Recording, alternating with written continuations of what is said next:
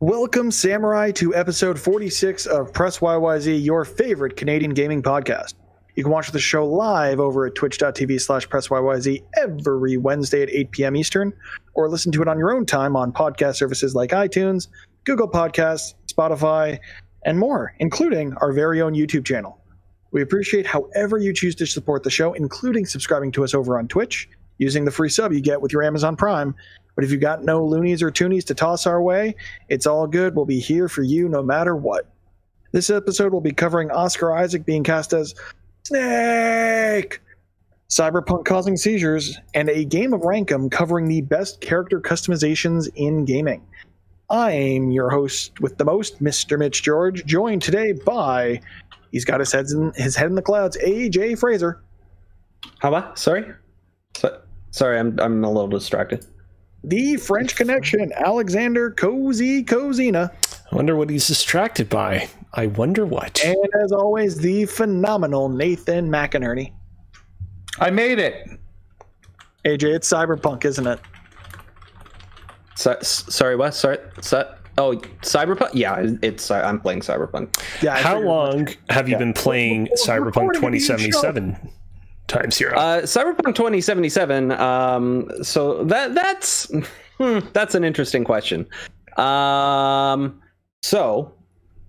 was supposed to unlock directly at 7:00 tonight, and the Steam Wednesday, December the 9th, for those of you watching after the fact. Yeah, and so the Steam version and took Stadia forever version. because.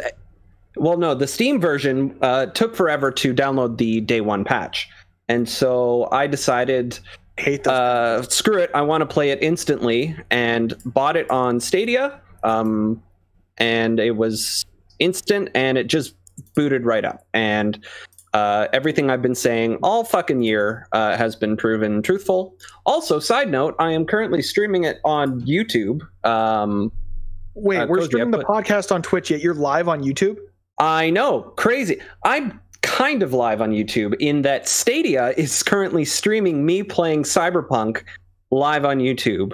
That feature that was promised a long time ago, finally rolled out onto Stadia. Promised when the console was launched, basically. Yeah, basically when the console was launched. And I'm currently going through a tutorial right now. But can I admit something to you, AJ? Go for it. I have been giving you crap about Stadia all year long. I bought Cyberpunk on Stadia. You what? I booted it up. I went to the character creator. Oh dear. 20-25 minutes. Nathan, baby. Do you want to start our own video game podcast without these Stadia schmucks? I actually also own a Stadia. This isn't good. But you didn't get Cyberpunk on Stadia. Is Alex? Not yet. Uh-oh. Are you guys killing off everyone on this podcast who's not in the Stadia ecosystem? Is that why Alex isn't here tonight? Isn't there a chance that Stadia is getting better? Can Stadia survive? Did they listen to our video game rehab on Stadia? They might have. The problem that exists here is we all collectively have two friends that just this week recorded their first episode of the Stratus Gaming Podcast, which is a gaming podcast all about cloud gaming. So GeForce Now, Stadia, Luna, xCloud, all that stuff. And they got in my ear. Our friends Ant Gore and Rob got in my ear and said, you should just do this, doggy dog, because you get a free Stadia Premier Edition as part of this. And I wanted to give Stadia a fair shake. And what fairer a shake to give it than to take the largest game to date that has launched on it, sorry, Marvel's Avengers, buy it day one, and see if it can hold up against the big boy consoles. Is it working for you? There were a couple of small lag blips that I ran into while I was playing, but I'm also playing over Wi-Fi. But as far as I can tell, I got through the character creation. There are a number of both male and female genitalia options. And there's a few. I got to the game. Nathan, you may recall in a previous episode of the podcast, me requesting a labia slider. Yes. That does not exist. Oh, no. I know. You can be cut or uncut in terms of penis.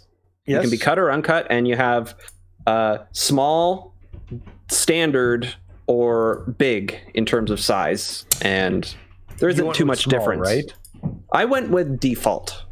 Wait, default, so Kozi, are we watching a stream inside a stream at this point? We are. I set the resolution to 480p so I don't conk out my computer, but what you're currently looking at on stream is Time Hero's stream of Stadia. The Stadia version of Cyberpunk, I'm assuming? I am not streaming this from my computer. Stadia is just streaming it itself. And this is just a kind of a beginning tutorial. There's an introduction video and whatnot. And it's teaching me how to do stealth at the moment, and I have no idea how to do that. Okay. Well, you go back to stealthing. We're very excited. I know Alex probably isn't here tonight because he wants to go play Cyberpunk, and that is a lie. He's stuck at work.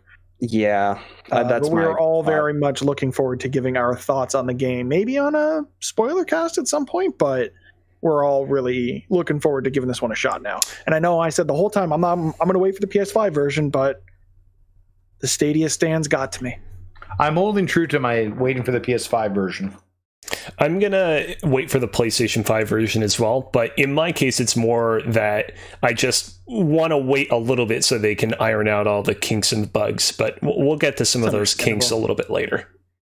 We will. Nathan. Yo. Are you aware of the munchies? So my understanding of the munchies is that it's a type of potato chip that you eat. Is this correct? Am I correct? You're not wrong. But what it has become within our friend circle is a dumb award show style poll where we choose the best food to match certain categories, and I'm going to need you to fill it in. So Kozi, if you want to bring up the actual form on the stream. Now, are we starting Nathan through? Are we starting at the bottom or at the top? No, not the results. I need the form. Okay. So like where we actually make. Now, if I go to the form, though, it says that I've already submitted my response. So, am I able to still access it? You can submit it more than once, which was a bug in the poll, which is not the end of the world. Okay. If you bring that up, you should have it, and we'll walk Nathan through our Oscars. Or not. Okay, that must have been changed. So it says so right now on my screen it says you've already responded. You can fill out this form only once. Try contacting the owner of the form if you think this is a mistake, which you're saying is not what it previously looked like.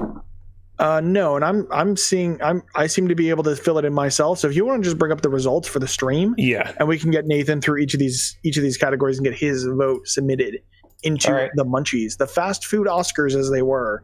Created by our friends over at the Kinda Funny Community Zoom.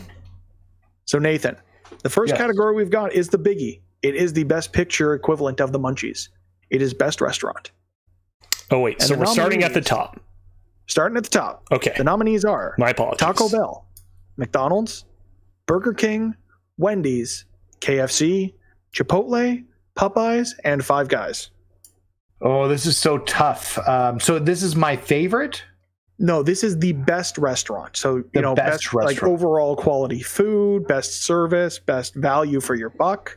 So I'm going to put my money, first of all, get that Burger King shit out of there. I did not want it anywhere near this list. I don't know how it ended up there. But Popeyes. I've fallen in love with Popeyes restaurants. Okay. Next category, we have Best International Restaurant. That is a restaurant originating outside of the United States. So wait a minute.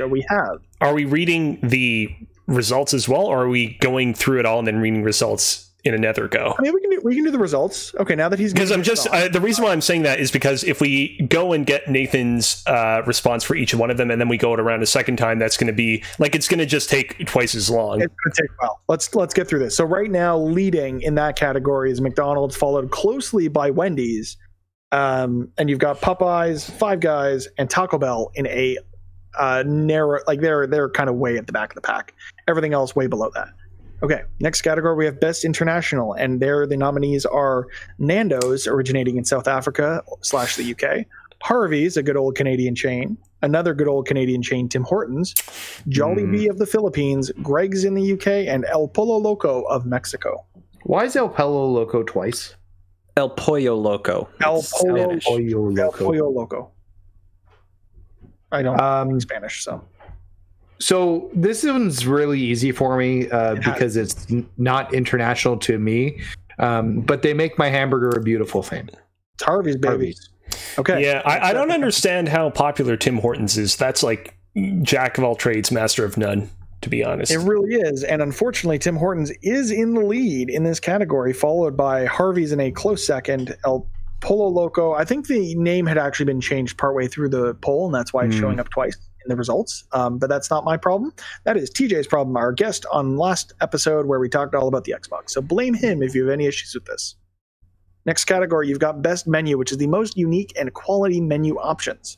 Your choices are Wendy's, Taco Bell, Arby's, Burger King, again, why is it here? Dairy Queen, and Y'all Popeyes. being too hard. Oh, this is tough. Popeyes is good because you can kind of get, I don't like shrimp, but you can get shrimp and chicken, which Their is seafood neat. is actually quite good. Yeah, I'm not a big seafood guy. Arby's is neat because you can get chicken and roast beef, and they do chicken cordon bleu. Those curly which I fries, dude. really appreciate. However, I'm going to go with Dairy Queen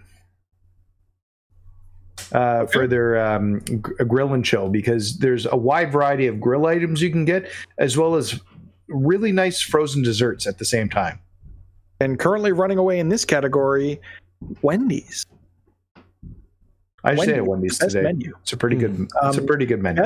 Best menu item. And Nathan, this is currently tied, so you could be the decision maker in here. Oh, okay. Yeah. Your choices for best menu item main course are the 10-piece chicken McNugget, the Big Mac, the Baconator, the Crunchwrap Supreme, the Popeyes chicken sandwich, and the Chipotle burrito. I'm going to go with the Popeyes chicken sandwich. Okay. And the results as they stand in the lead, or tied for the lead, and continuing to be tied for the lead because Nathan had nothing to do with this, are the Big Mac and the 10-piece chicken McNugget. McDonald's running away with the best menu item. I do enjoy that 10-piece nuggets, and I would have chosen that over the Big Mac. But the Popeyes chicken sandwich is in there, and that chicken sandwich is divine. Okay. Next, we have best alternative menu item. That is one that is vegetarian, gluten-free, vegan, etc. You have the Taco Bell bean burrito, the Beyond Burger from Carl's Jr., the Keto Pizza from Canada's own Pizza Pizza, the KFC plant-based chicken, the Impossible Whopper from Burger King, and Greg's vegan sausage roll from the UK because we needed to have more UK representation because Mark Freeman of Kinda Funny fame wouldn't stop. Can I abstain? I've not tried any of these. Or do I have to just randomly pick one? You can choose not to vote, but gun to your head if you had to choose one. Keto Pizza? Keto Pizza from Pizza Pizza is the choice. Next, we've got best... Oh, wait, no, the results. Flying away with this category is the Impossible Whopper from Burger King, followed in a distant second by the KFC plant-based chicken sandwich.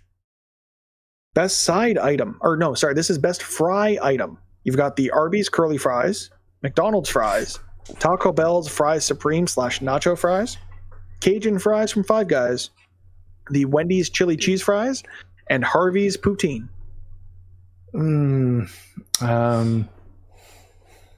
I really do like McDonald's fries. I think they're the best.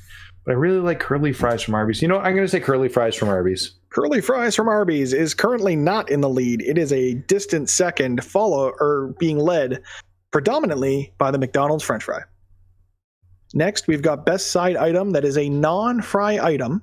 In this category, we have the Popeyes biscuit, KFC sweet corn, the Wendy's bacon and cheese baked potato, the McDonald's hash brown, and the Taco Bell loaded nacho. This was tough. According to our audience, no, it is not. So I really like the McDonald's hash brown, and that's one of my favorite breakfast things. That Popeye biscuit, though, chef's kiss.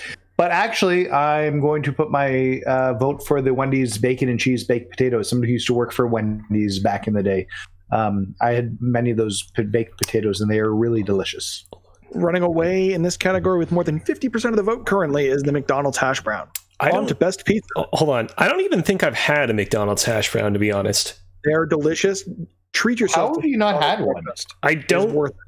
Like, when I go to McDonald's, I get, like, if I ever do, I get, like, you know, a burger, McDonald's fries, and then... Do you get breakfast? You know what the issue is?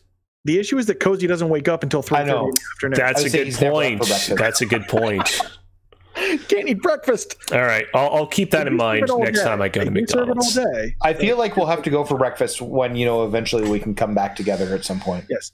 Kozi, when you're in Toronto next, we will take you to McDonald's for breakfast. On to best pizza. Oh, man, you guys are really balling out. Oh, yeah. Only the finest for our friend Kozi.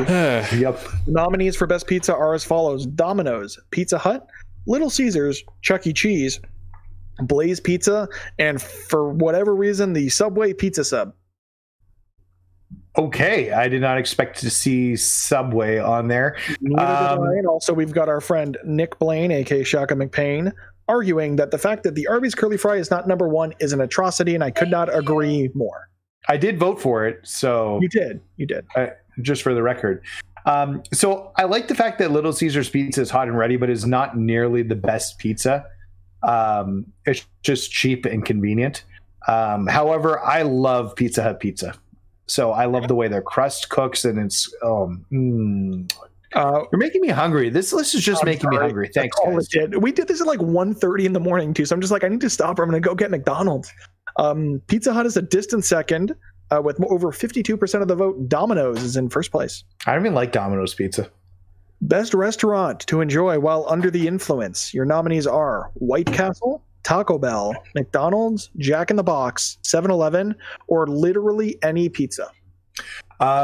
So I'm going to fill in here for the literally any pizza period. I'm going to just throw a shout out to Stobie's Pizza in London. It is the best after bar pizza that you can ever get. And there's a lineup at that place every single bar night.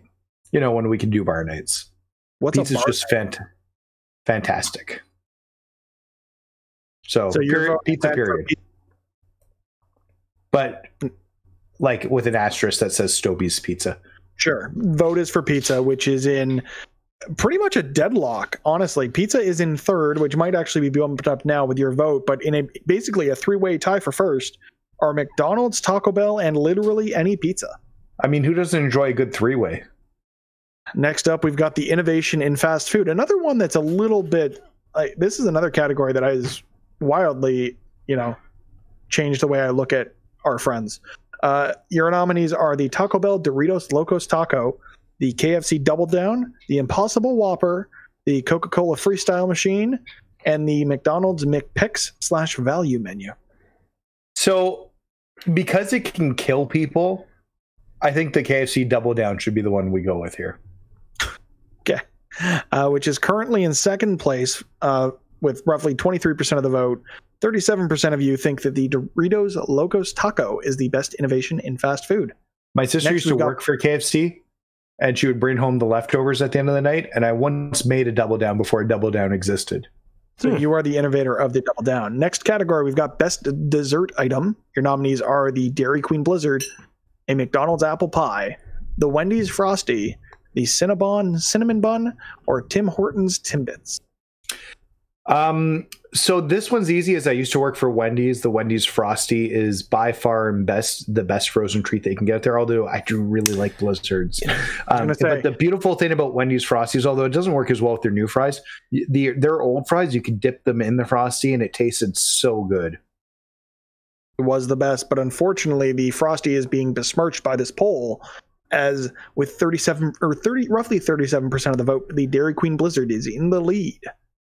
Next, we've got Best Restaurant Portrayed in Entertainment. Your nominees are Moobies in Clerks 2, White Castle in Harold and Kumar, McDonald's in literally anything, but this lists the founder and Super Size Me, the Krusty Krab of SpongeBob SquarePants fame, Los Polos Hermanos from Breaking Bad, and Pizza Planet of Toy Story.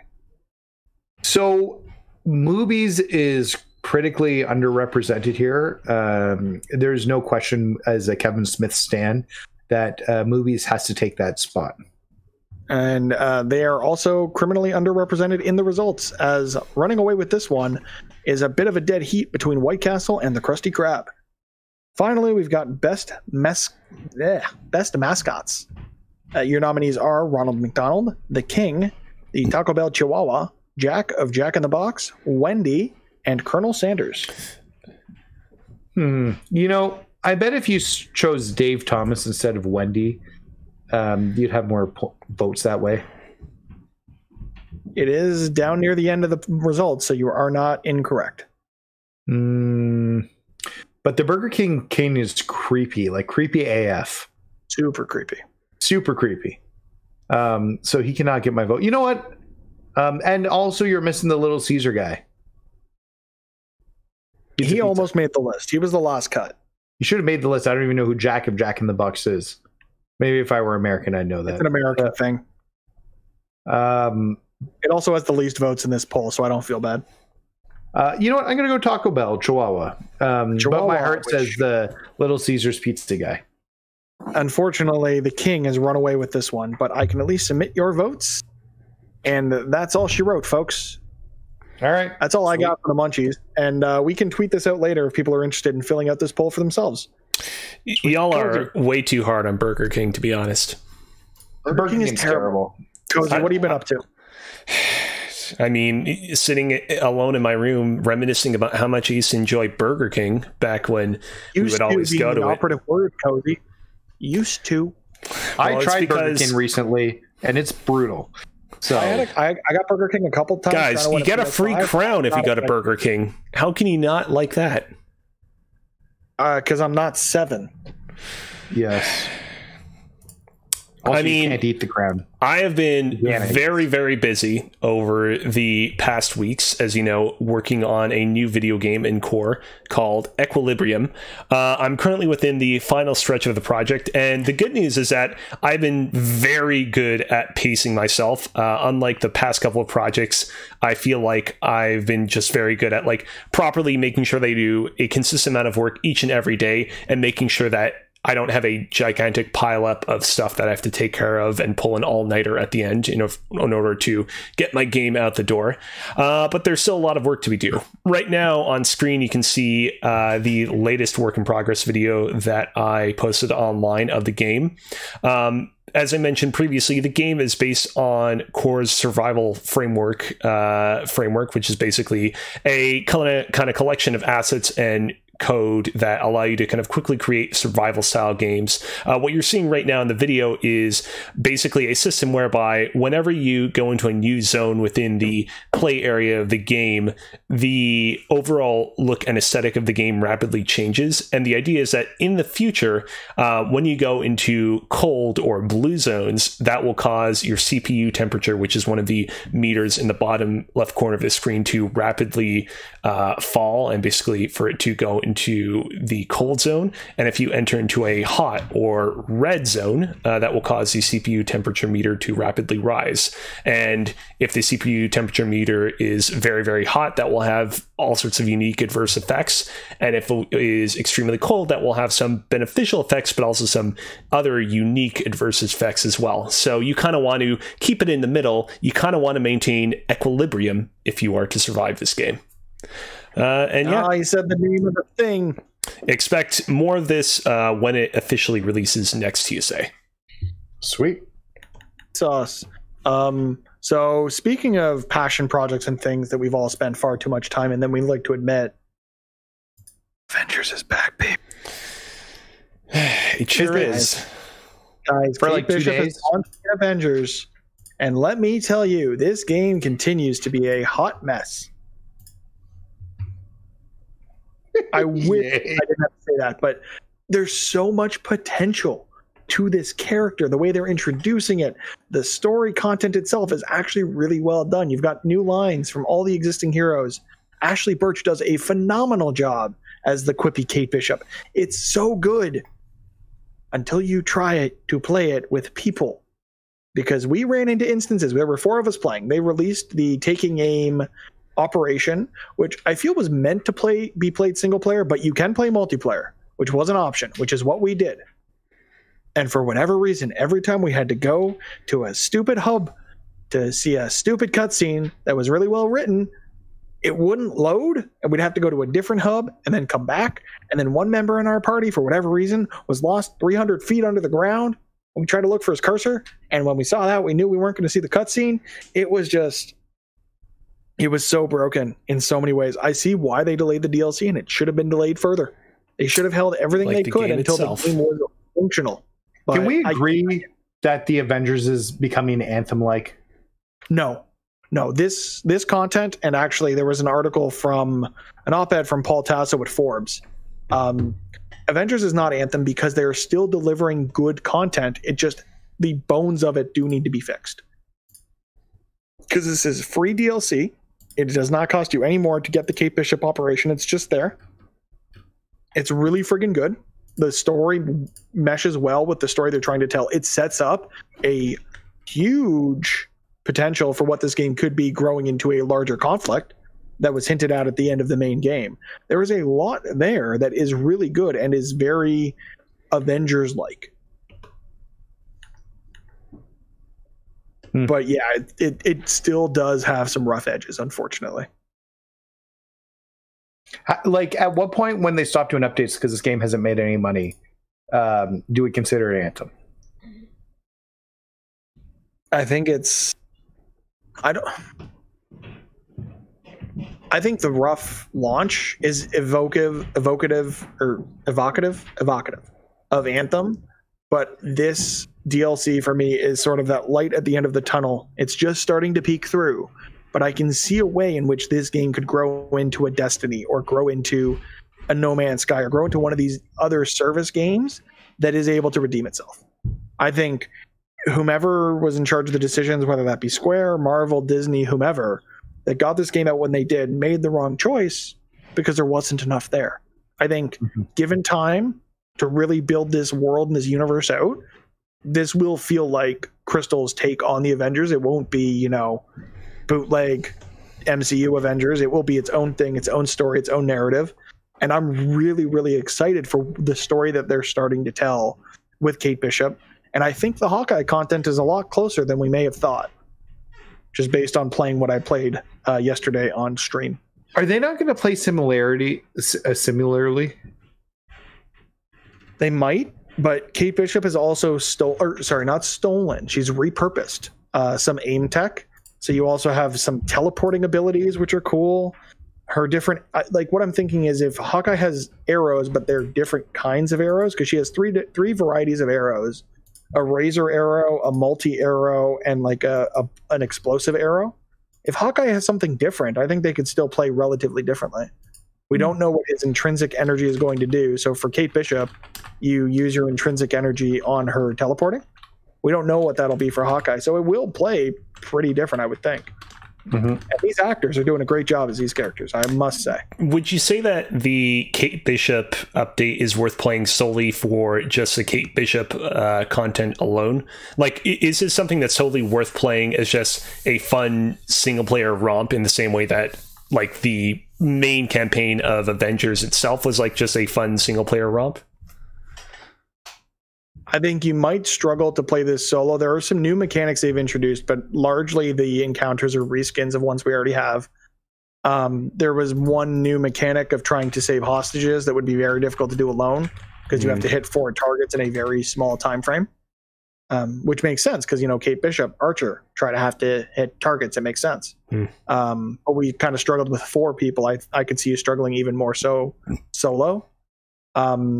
But they also do some really interesting things with the storytelling. For those who are aware or aren't aware, this might be slight spoilers for any of this content, but it's been in trailers, so suck it.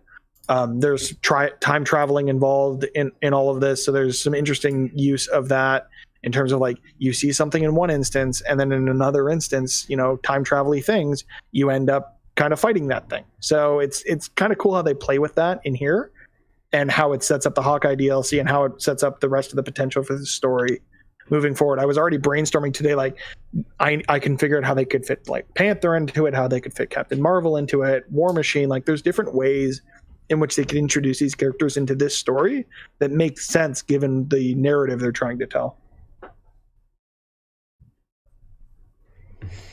Okay. So yeah, definitely worth playing alone. I think if you're only interested in the Avengers story, this story is worth playing. I'll definitely, this is not the last time that I've played Marvel's Avengers. I'll definitely get back to this game at some point and give it another honest college try, but I don't know when that's going to be. I'll jump into it with you anytime. I know that, Nathan, and I'll definitely hit you up when that happens. Nathan, what have you been jumping into this past week? So a few things. I'm not going to talk too much about Sackboy. I'm working on the platinum for it right now. It's an attainable platinum. I'm trying to get through and master all the levels, in like the single player levels, which I'm close to being done. I've only got a few levels left, including a last boss. But I need that online multiplayer patch to come out, so that I could work with somebody to do it, so they get the credit for it too. So, but I want to get that platinum. It's like 0.1% completion, but it is super doable. So that's what I've been working on. But honestly, this week has been getting my house set up for Christmas.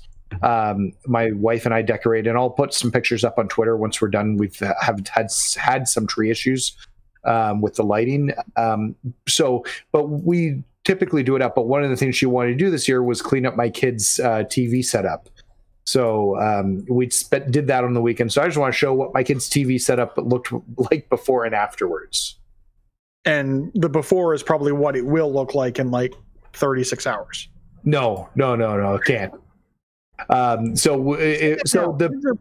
are pretty crafty. So this is our fireplace, and my wife wanted the mantle clear. And I've had PlayStations fall off of this. In fact, that PS4 has fallen off twice. To say that fireplace is not a good place to store electronics. I will just say that. So this was not a good setup for the kids. It was way too high. It was something we set up when we moved in. My wife's been wanting to change it forever. So we finally did the stuff. We did the thing. And that power bar just dangling there? Well, technically, it's got two little hooks it's sitting in. Okay, I'm a little less concerned, but even then, like, those are meant to be on the ground. So that was our current setup. So the new setup, I'm much more proud of.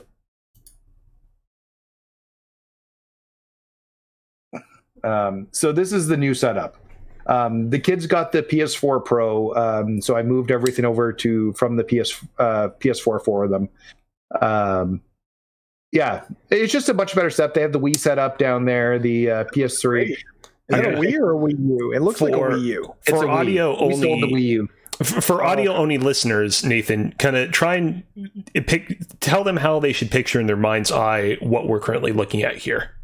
So this is a completely different location, my room. So it's not anywhere near the fireplace. It's in their playroom still.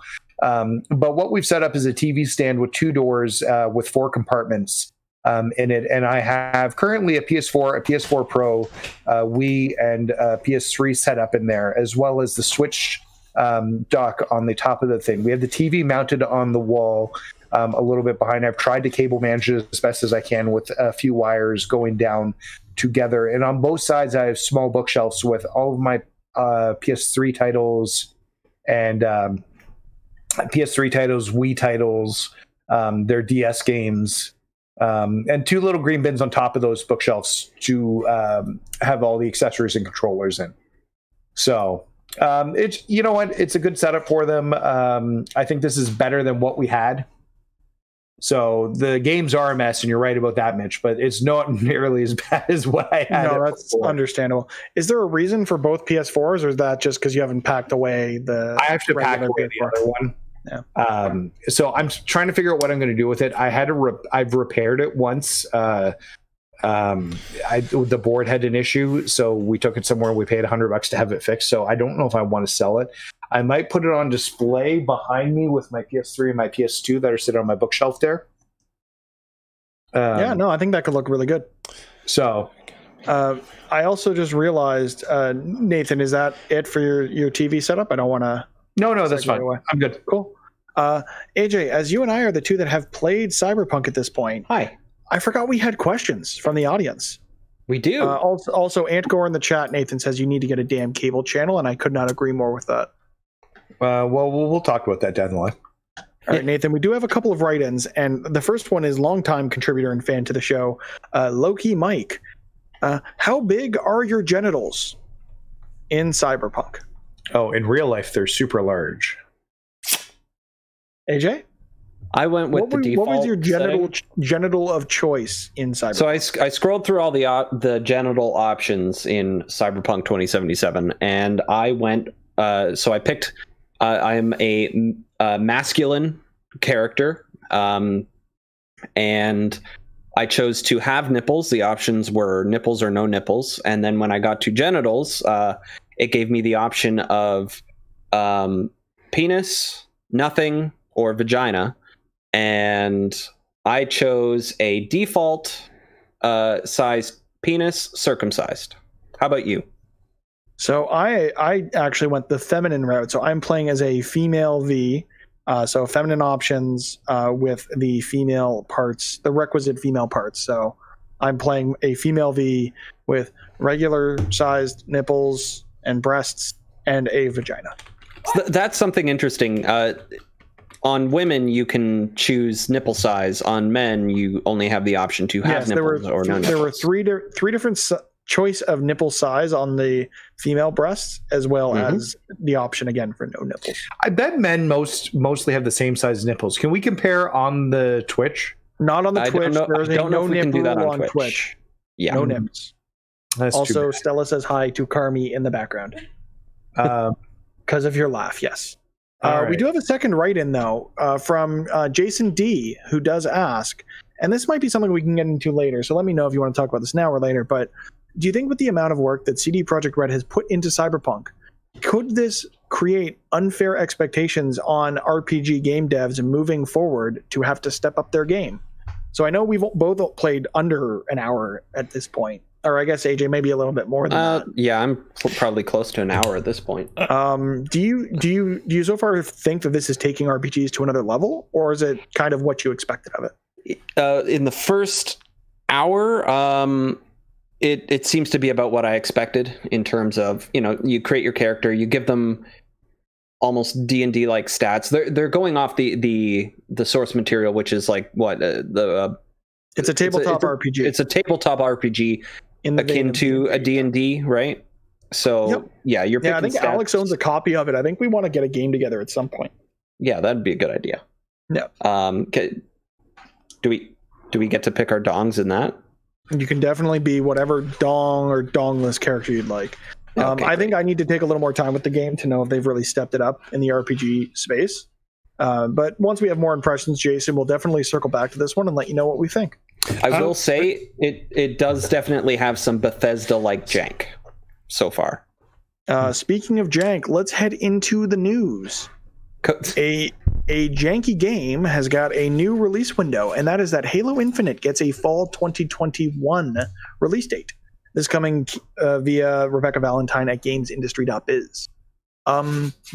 So they put out some new screenshots, cited multiple factors, including COVID-19, into the game's delay, and showed off a little bit of what it looks like today. It looks way better than the teaser they showed off initially featuring Craig. And fall 2021, is that later than you guys expected? About what you expected? I feel that's about what I was expecting. I mean, the way that they've been talking about it for the past few months, the suddenness with which they delayed it seemed to me like they were really going to kind of give it a nice big overhaul. So, yeah, I thought this for fall, that's where I thought it would be.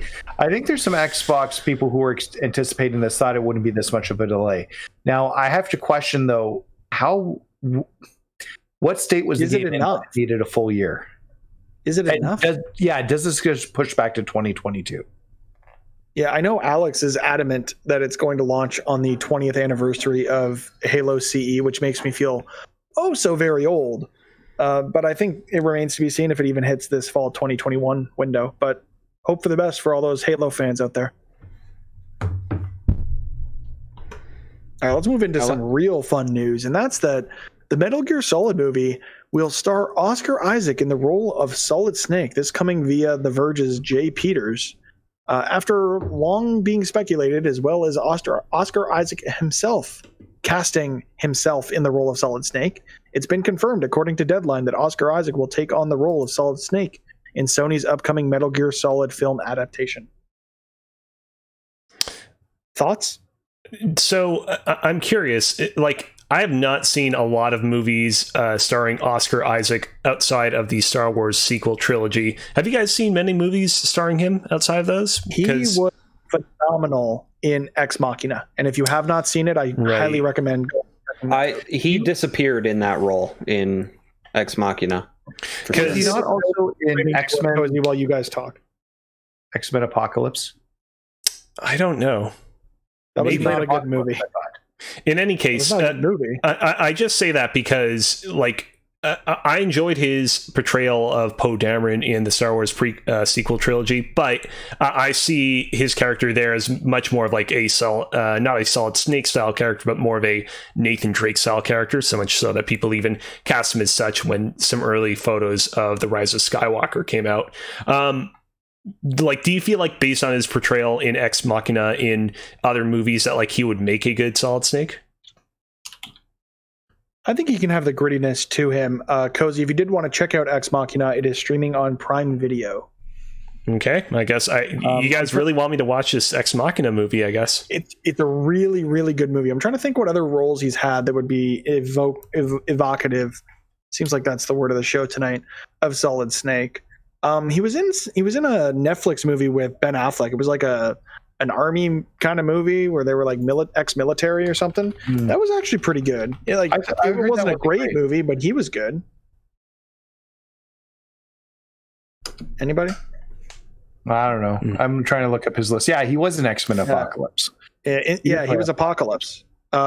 He played Llewyn Davis in Inside Llewyn Davis, which is supposed to be phenomenal. He will be playing the Moon Knight in the MCU Disney Plus show Moon Knight. He's also in really, Dune really when good. Dune comes out next year. Yeah, he will be in Dune. We didn't even talk about the Dune news and the HBO news in the US of Warner Brothers putting all their movies there, but that's another thing. Let me ask you guys. The movie I was thinking of was Triple Frontier, which was the Netflix film. Right. Let me ask you guys a question. Could you imagine Oscar Isaac in any role that was originally portrayed by Kurt Russell? I could see him as Snake Plissken. I could see him as Ego. Because, obviously the character of Solid Snake from Metal Gear Solid is based on an amalgamation of different characters from American pop culture, but obviously a huge inspiration for that was for his character was Snake Plissken, as portrayed by Kurt Russell in Escape from New York and Escape from LA. And yeah, I feel like whoever portrays Solid Snake in this role needs to be able to evoke some of the same vibes that Kurt Russell evoked when he portrayed that role all that time ago. And like I said, I've not seen many movies outside of the Star Wars sequel trilogy starring Oscar Isaac, so I don't really, I can't say definitively whether or not he's a good or a bad choice for the role, but I don't know if I've seen yet whether he really has the chops to pull it off, but I'm ready to be pleasantly surprised. It's been a while, but I would say his role in Inside Llewyn Davis is probably, I don't remember this. There it is. I'm just seeing if it streams anywhere so I can let everyone know. It is also on Prime Video, so I may actually go back and rewatch it, but I remember there was a grittiness he brought to that role, and there was a real kind of like split personality kind of persona that he brings to Ex Machina, where he got really, really serious, which I think could lend well to Solid Snake. But enough about Solid Snake. Let's go back to talking about the cloud. Xbox Game Pass Ultimate Cloud Gaming will come to iOS and PC in spring 2021. This is coming via Mobile Syrup's Bradley Shankar, friend of the show. Essentially, on iOS, cloud streaming was shut down because Apple is big old poopy heads. So Microsoft and Amazon and eventually Google are all going around that by releasing progressive web apps that run in the browser, as well as this xCloud service coming to PC, which I think is cool. Any thoughts on xCloud? I struggle with, I think the concept of playing your games on your phone is neat, but I struggle with certain Switch games that I don't feel are good on Switch and handheld mode, because they're not designed to run on a handheld. So writing's hard to see. The HUD or like the game can be hard to see on Switch, and I prefer just to play them on my TV. And I worry that's going to be the experience for xCloud or like whatever games you're playing on your phone, because they're not designed to run on your phone. Like, does anybody else have that concern? For me, the appeal of cloud gaming isn't about the portability of it, so playing it on mobile, because I do agree with you. I was in the xCloud beta on iOS. You only had access to the Master Chief Collection, and it worked. It worked really well, but I don't really want to play those games on that small screen. The appeal to it for me, and the reason why I actually invested in Stadia by buying Cyberpunk and getting the Premier Edition, which is the Chromecast and the controller, is the idea of the portability even just within my own home. So I'm sitting at my nice heavy duty gaming PC right now to record this podcast. My wife works at this desk during her day, and if I wanted to pop into Cyberpunk for 5 minutes, and I could do that on my phone, on a different Chrome browser, or sit down and throw it up on the TV, the idea of taking that game to whatever screen I'm looking at, which won't normally be my phone, but is an option, that's the appeal of it for me. In theory, I could have done that at the hotel I just stayed at in Windsor and brought my Chromecast. I actually wish I had done that so I could just have tried Stadia in a hotel and see what that felt like. I mean, the other thing, too, is a lot of... actually, no, because it has to be a Chromecast Ultra. I was going to say a lot of hotels are now like building Chromecasts into their entertainment systems, but that wouldn't work. You'd have to plug in your own. But even still, that's the appeal of it for me, is just to find a screen in my home that is unoccupied for when my gaming desk is occupied. Alex or AJ, any thoughts? Repeat the question. Sorry, I'm playing Cyberpunk. Are you still playing goddamn? We're talking about Cloud. You could have hit pause for 5 minutes to talk about Cyberpunk. Okay, say my name next time. Say my name next time. I just did. AJ. Hi. xCloud streaming. Yes. Coming to iOS and PC in spring 2021. This is exciting. Cool.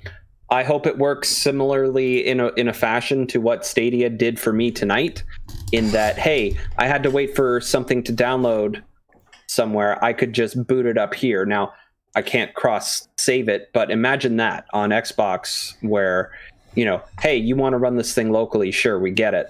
But in the meantime, stream this here, and I hope they get to that point. We do have a question from the Twitch chat over at twitch.tv/Press YYZ, where you can tune in live and have a one-to-one impact on the way the show is run. Our friend Nate Plays Games is in the chat asking, can you clarify, is Game Pass on iOS different than Xbox Remote Play? And the answer to that, Nate, is yes, because you're not streaming the game from your Xbox. You're streaming it from Microsoft Azure servers, which are running xCloud. So it's not tied one-to-one to an Xbox. You're pulling it down from the cloud, like something like Stadia or Luna or NVIDIA GeForce Now. It's not a local connection. It's over the internet. I hope that clears it up. And if you have any more questions, please drop them in the Twitch chat. Kozi, any thoughts on that, or do you want to move on? None. Perfect. You know what else people had no thoughts about? The Player's Voice Award at the Game Awards, where Ghost of Tsushima has won, even though it had only 47% of the vote hours before voting closed, as the internet turned on The Last of Us Part 2. This is coming to us via IGN's Wesley LeBlanc. Jeff Keighley has revealed that Ghost of Tsushima is the Player's Voice Award winner after 3 rounds of fan voting. There was no vote weighting involved, so it was just you vote for a single game, and that's whatever gets the most votes wins. It beat out other 2020 releases in the last round, like The Last of Us Part 2, Hades, Doom Eternal, and Spider-Man Miles Morales. It shifted a lot after each round. So it had a lead over The Last of Us in the second round, but when the final round started, The Last of Us had a huge lead over Ghost of Tsushima, but over the course of just a few hours, that lead shifted dramatically. Each time Jeff Keighley posted an update, it would shift more and more away from The Last of Us. So far so that on Tuesday, Ghost of Tsushima was announced as the Player's Voice Award winner. The internet really doesn't like The Last of Us, guys, but do we have any thoughts on this and how it was run or how it could be improved? I'm not going to lie and say that, there was no gaming of the system here in terms of awarding Ghost of Tsushima its victory. But I do still think that this does speak somewhat to something I've been saying throughout the podcast over the course of the past year, and it's that it is really important nowadays in 2020 to be consistently updating your game throughout the year, to be introducing new single-player content, multiplayer modes, and keep it relevant in the public consciousness up until the very end. I think that if Ghost of Tsushima had not received that multiplayer mode, I don't know that people would have been as high in it at this time of the year. I think for me personally with this vote, I was a little conflicted because my initial vote was actually for Spider-Man Miles Morales when the voting first opened. And then I saw it get down to, it really was a 2-horse race at the end of it of The Last of Us and Ghost of Tsushima. And it did allow you to change your vote, which I actually think was part of the problem. Because I did, in fact, shift my vote from Miles Morales to Ghost of Tsushima, because when we get to our Game of the Year discussion in a couple of weeks, I enjoyed Ghost of Tsushima more than I did The Last of Us Part 2. Nathan, AJ, anything here? Yeah, like, I get why it won. There was definitely some gaming, because it sounds like in the last hour, the numbers like drastically changed between The Last of Us and Ghost of Tsushima. So yeah, like obviously this was the favorite. I don't think this is going to have a bearing on the critics' choices. It should not. No, and the fan voting is only 10% of the vote. Yeah, for the other awards at the Game Awards. So it's a small amount of the vote. I think critics are still going to vote for The Last of Us, because I think it was received critically well. There's very few dissenting opinions on that. I mean, we did our predictions a couple of weeks ago, and we all, by and large, gave The Last of Us a number of wins there. Predict a number of Last of Us wins. We did. I thought you were going to say we all unanimously agreed it would win Game of the Year, and that was where we were a little bit more split. Yeah, we were a little bit more split. I just meant across the board. We were very high on The Last of Us, winning a lot of critic favor at the awards. AJ, are you still playing Cyberpunk, or are you going to answer my question? I think The Last of Us is better than Ghost of Tsushima, and cool. Yeah. AJ, you want to talk more about Cyberpunk, Doggy Dog? Yeah, we can. We don't talk I want to talk about how it may be causing epileptic seizures. Yeah, I thought I was going to get to that point at some point soon, but it hasn't happened yet. There's apparently some weird drug trippy sequence like thing that you get into, like most games these days, that causes that. But the biggest issue here is the fact that there's a recurring scene in this game that may trigger epileptic seizures in some people, but the only mention of it beforehand in the game whatsoever is apparently in the end user license agreement that so everybody reads.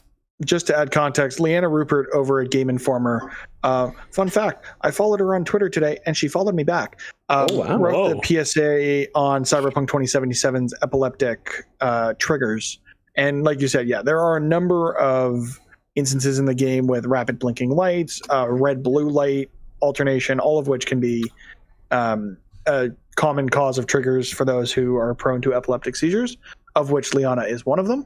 And again, she's also spoken about the fact that she pushed past her limits, knowing that it could likely trigger one of these events because she is wanting to experience the game. So again, at your best discretion, your limits, please play within them. And actually, since this news came out, Cyberpunk has actually come out and said they are working on adding a separate warning in the game, aside from the one that already exists in the end user license agreement. And then regarding a permanent solution, the dev team is currently exploring that and will be implementing it as soon as possible. Unfortunately, Liana Rupert, the reporter in question, has been targeted by a bunch of idiot assholes on the internet who are sending her videos of seizure triggers to try and trigger her. And that's not cool. So be cool to people on the internet, or they will get back to you in worse ways than you would like. If you did that, please unfollow us.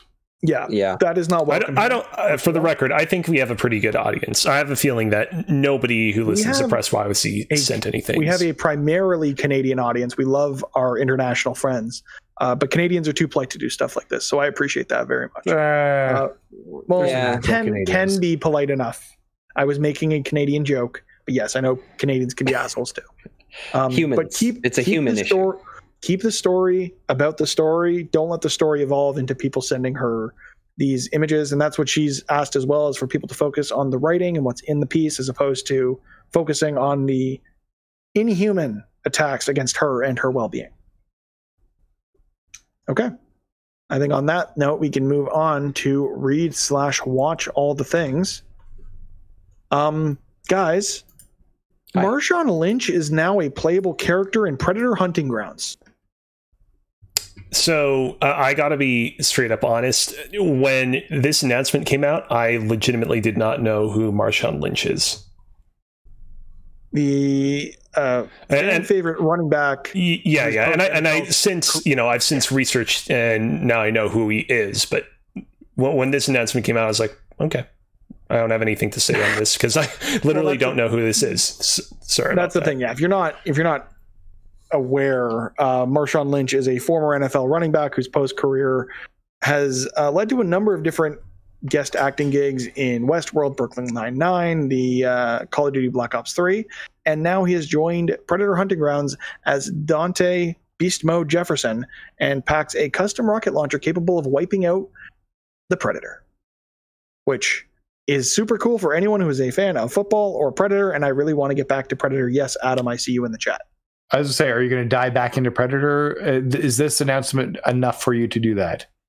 This alone isn't enough, but I've been wanting to, I've been really enjoying my time with Avengers. I like playing multiplayer with friends. I've really enjoyed my time with, what multiplayer game did I go to after that? There's been a few things. So I've PGA Tour 2K21 has actually been the one most recently you and I, Nathan, have partaken in with friends. I'd love for Predator to go back into rotation. That was so much fun. I'd like to give it a shot on the PS5, see if it runs any better as well. Was this game free to play? No. This was a paid title. It definitely needs to come to PS Plus at some point. Yeah, that would give it a shot in the arm that it really needs. It went on sale for, I want to say, like $30. Nathan, correct me if I'm wrong. And that's when we all picked it up. Yeah. $39. It was $39. However, if you have new to Stadia, you can buy it for $1.19 or something right now. No, that wasn't Predator. That was PGA Tour 2K21 and Borderlands 3 Ultimate Edition. Oh, sorry. I thought we were talking about golf because I did not Nathan, Predator.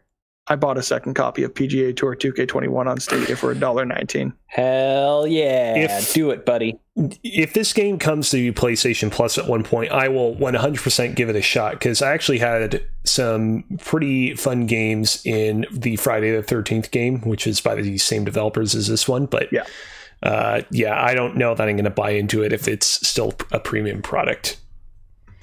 Sorry if that came across as like way more harsh than I intended it to. It's just, I don't know. No, not harsh at all. I think this game does bode well to be in that PlayStation Plus model of put it out, huge player base influx, similar to Fall Guys. I think this would have benefited greatly at launch, actually, of being either part of PlayStation Plus or have a PlayStation Plus discount of some sort. And hopefully Sony does see the light and make that available. But what has seen the light and been made available is a new performance mode in Spider-Man Miles Morales on the PlayStation 5. So a new update has added a performance RT mode, which introduces ray tracing, but also has the game running at 60 FPS. And I am so goddamn pissed off at this announcement. Why? Because I finished this game and got the platinum. I got 100% in this game. And I played my first playthrough on Fidelity. Had those beautiful rays. They were being traced. And it was lovely. No, and then they weren't. Switched to... Yes, they were. And then I switched into performance mode for my second run through. And oh my God, can I not go back to playing Spider-Man at 30 FPS? It has to be played at 60. Because it is so goddamn buttery smooth at 60 FPS. So this will allow you to do both, but not at 4K. Question, Mitch. Are you going to replay it just because of this mode? But number two, I think this is the more likely thing. Will there be DLC for Miles Morales? Kind of hope not. I would hope whatever DLC plans they may or may not have for story content just get folded into whatever the plans are for a Spider-Man sequel. What I will be doing is shelving any plans to play the Spider-Man remaster on PS5 until this same feature is implemented there. That's fair. You got to assume it's coming, right? That's what I'm assuming at this point. I can wait if need be. The last thing in here, there's a new Easter egg being found in Pokemon Yellow. Yeah, buddy. I put that one in there. So apparently, if you teach Pikachu Thunder or Thunderbolt, I believe, and you're in a dark cave and you can't see in the rock tunnel, for example, you can talk to Pikachu and Pikachu's face will illuminate because you're talking to it, but it'll also do like a thunder move or something, and it'll brighten up the cave itself. So we've known since this game's release that if you interacted with Pikachu after it learned one of these electric type attacks, that it would make that animation. Yeah. What no one had ever put together was doing that animation in a cave before using something like Flash. And that is what's new here. And the fact that something like this is being discovered 20 plus years after the game came out, pretty freaking cool.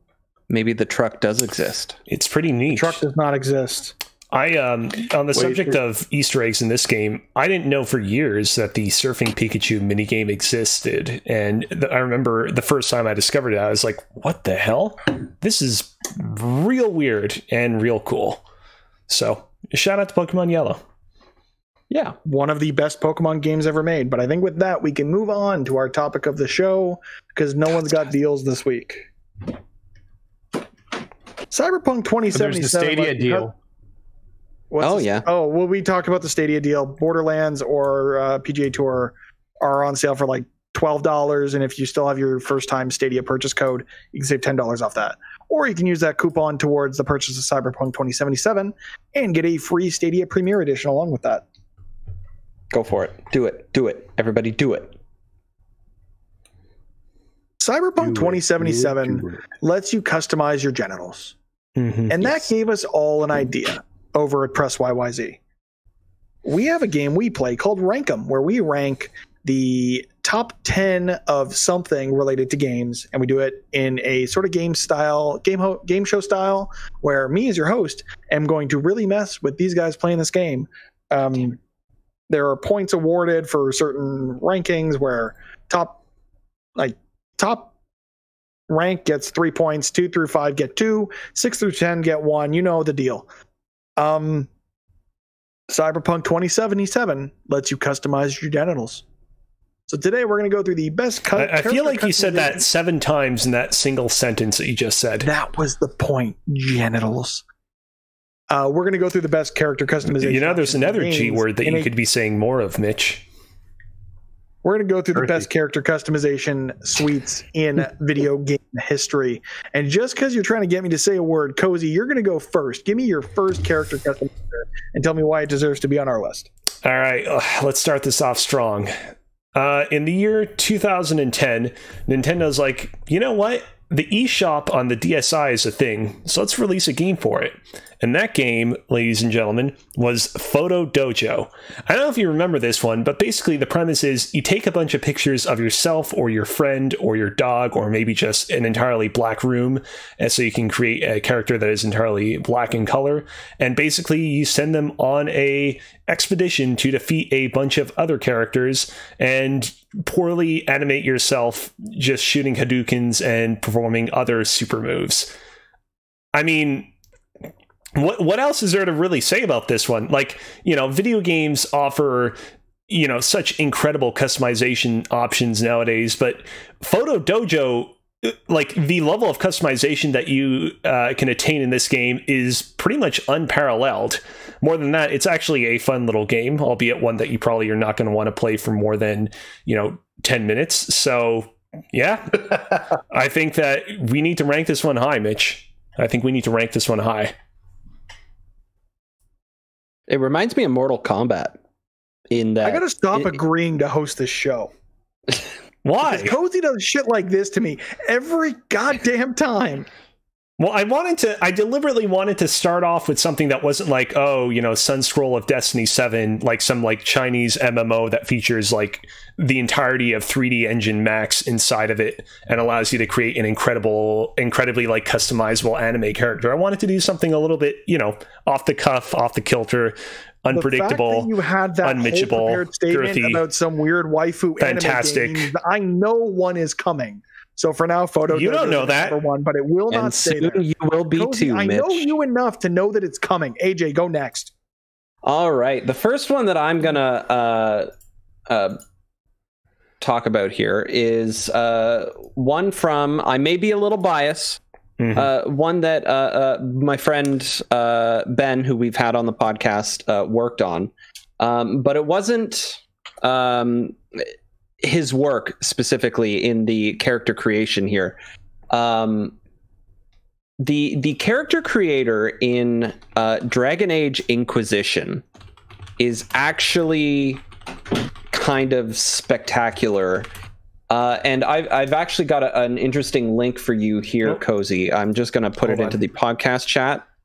Cool. I have a Polygon article. Now, if you're at all familiar with the TV show Game of Thrones and Daenerys Targaryen as played by Emilia Clarke,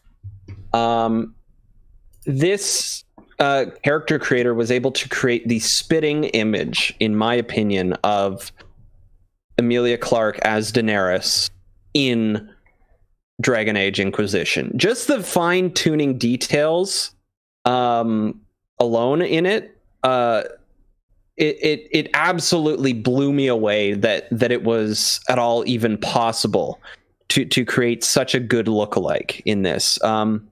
My one, and maybe I'm shooting myself in the foot here because I do that in this game all the time.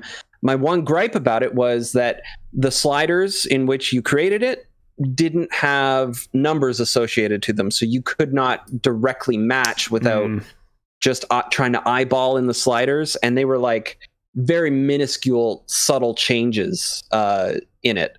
But other than that, like somebody, if you have the time and you have the patience, you can create some very good looking characters that fit into that world and potentially some uncanny real world Matrix-like place.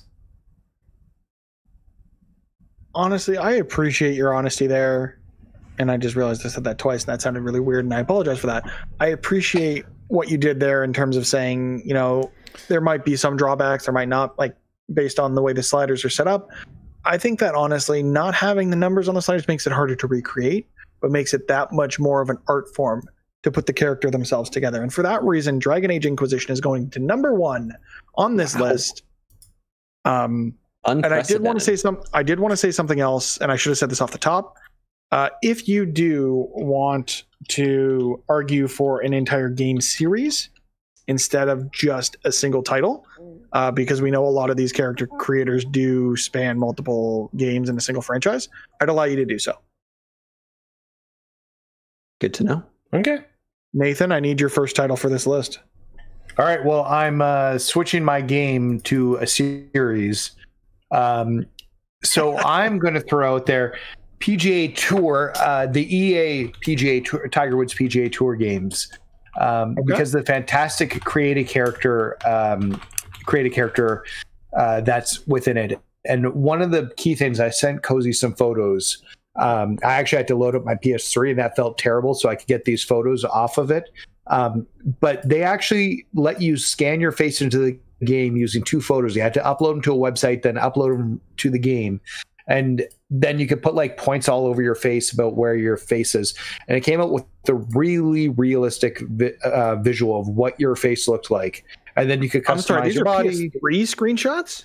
Yes. Well, no, those are taken with my phone. I took those with my phone. No, but I mean, even just the character detail from the PS3, that's kind of phenomenal. So this was the last Tiger Woods, the Masters one they did. Actually gave me some feels loading it back up in here in the music, because that was probably the best golf game that's ever been released. Well, let's argue for that specifically then, because those are where these screenshots are coming from. So you said it was PGA Tour, the Masters, EA, something. Okay. So, but you can see, like, you could literally put like little divots where your chin and where your nose are, and they had all these little red dots that you put on the side and the front profile to say where all your features are, so that it could properly get your shape of your head and get everything in there. And it's the best game face that I've ever seen. I know NBA 2K21 or the 2K series does it, but my understanding, not nearly as well as this.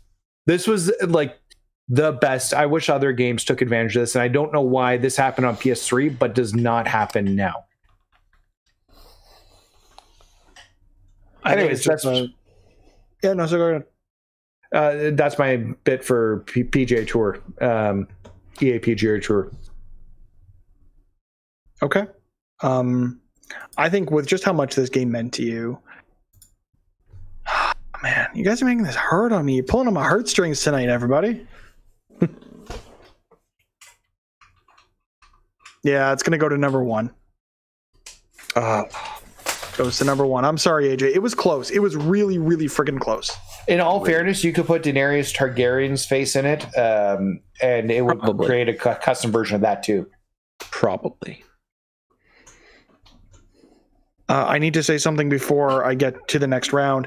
Mm-hmm. I've been trying to keep up with the chat and have apparently neglected to say hello to Loki Mike, who is here. So hi, Loki Mike. I can't believe you've done this. I know. Kozi, can I get your next title? Yeah, sure. All right, let's go with this one. Let me talk to you guys about a little game called The Me Maker. Now, this is, I guess you could qualify it as like a series game, not like a specific title game, in the sense that it's something that was available on the original Wii, something that was available on the 3DS, on the Wii U, and I think it's now just an app. I've not made a Me myself in like quite some time. You can do it on the Switch. Yeah. Oh, really? Okay. Yeah. In any case, I mean, yeah, I think that the Me Maker, like, all jokes aside, is a great example of like how to make a fun little character creation suite that does not overdo it and that is still a ton of fun. Right near here, we're watching a video of somebody making a custom character in the Me Maker that's meant to look like one of the characters from Among Us. And I'll scroll a bit to the end here. The result is actually like pretty impressive, and I think that's the point, is that, you know, obviously you can't make a character that literally looks like one of the Among Us characters in the way that you can literally make someone who looks like Daenerys Targaryen in Dragon Age Inquisition, but the fact that it still looks close enough and still looks like there's just a kind of cuteness factor to the character, and this sort of like this it factor it comes with trying to use a system that's not made to make characters that look non-human that I think really needs to be kind of applauded and shouted out. That's nightmare fuel. It is nightmare fuel, but I'm reminiscing on the days of me going and downloading custom Bowser and Jack Black and all of these different Miis on the Wii days. And for that reason, the Me Maker is going to number 1 with a bullet. Oh boy. The Me Maker from Kozi. AJ, you've got a chance to dethrone him. I do. What's it gonna be? Have you ever wanted to be in a rock band? Oh, heck yeah, doggy dog. Hell yeah.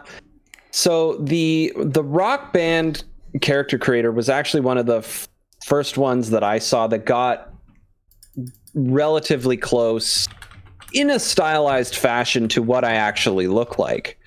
And I was pretty excited about it when it first happened. But the ability to create yourself and put yourself in a band, create your friends and put them in that band too, and just have they're having a great time in the background and they look great. They fit in with the aesthetic of rock and metal and whatnot. The Rock Band character creator, especially as you unlock new outfits and stuff as you go, it's actually something super special and especially nostalgic for me as well. So, Rock Band. Stop pulling on my nostalgia heartstrings, goddammit. Sorry. Because you know Rock Band was in heavy rotation in the George house, which is like Rock Band's going to number 1 here too. I'm being generous tonight, folks. Just everything goes straight to number 1. I'm just so happy. We're talking about all these games I love. Nathan, show me another game I love, please. So I'm just gonna choose a series, but I'm gonna say the WWE games. From the let's just say the 2K, but they've all been. Can I throw you a curveball? Do you mind?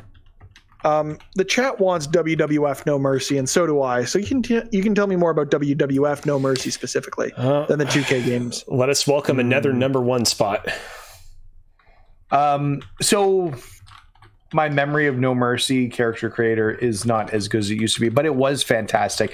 No Mercy is the best wressling game. I think we've discussed this before, right, Mitch? We have discussed this at length, yes. Yes, we're very excited for whatever this new AEW No Mercy like game is going to be. But it was really cool. it was a really cool character creator. You could have all sorts of different characters. You could create Marios. You could create, trying to think what was around 20 years ago that we would create SpongeBob's, The Simpsons. You could create all of those characters. It was a really useful tool. Definitely not as close as what they look like nowadays.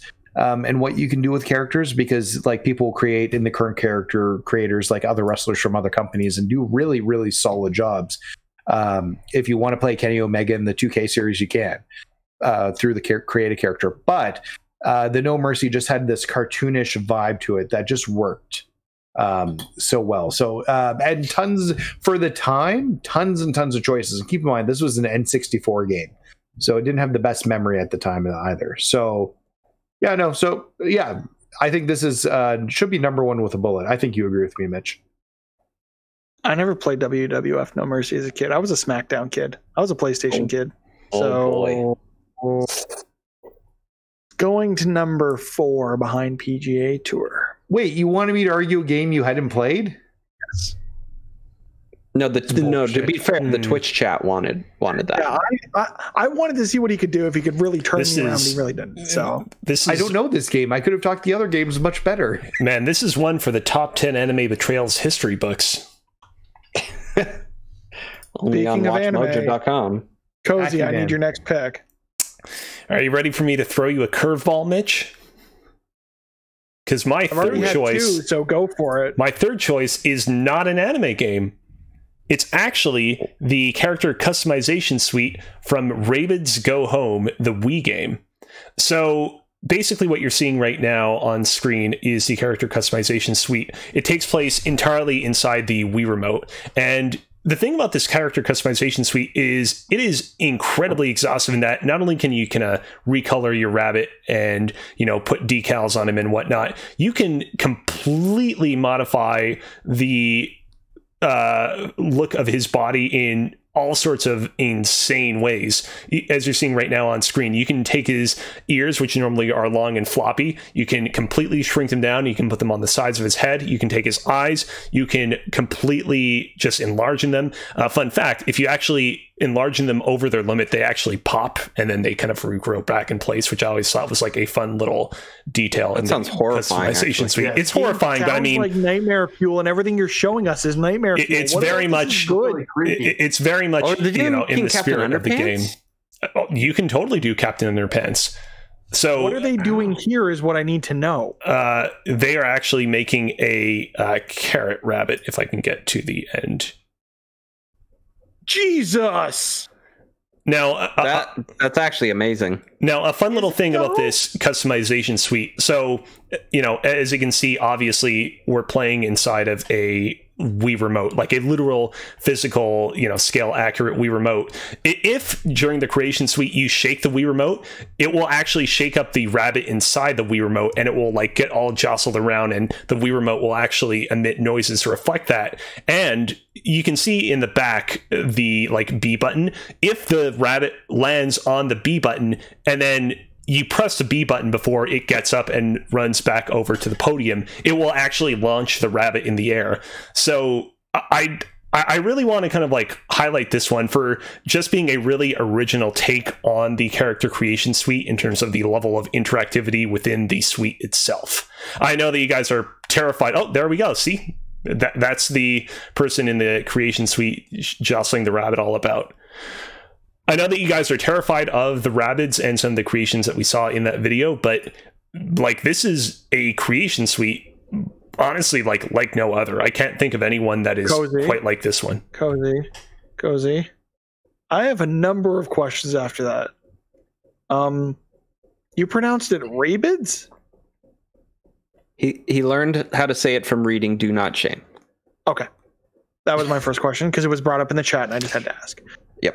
It's also a thing where are there all that many Rabbids? Are there all that many games in this series where they actually say that name out loud even?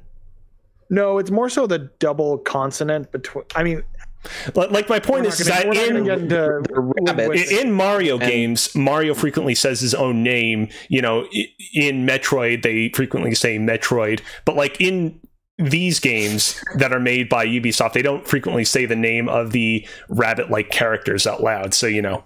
They totally go, Ghost Recon. There is a Rabbids cartoon on Netflix that my kids have watched, and it's super annoying. And they do say Rabbids in the title screen. But that is one thing, and that is one of the little quirks I love about you, Kozi. Secondly, that was nightmare fuel.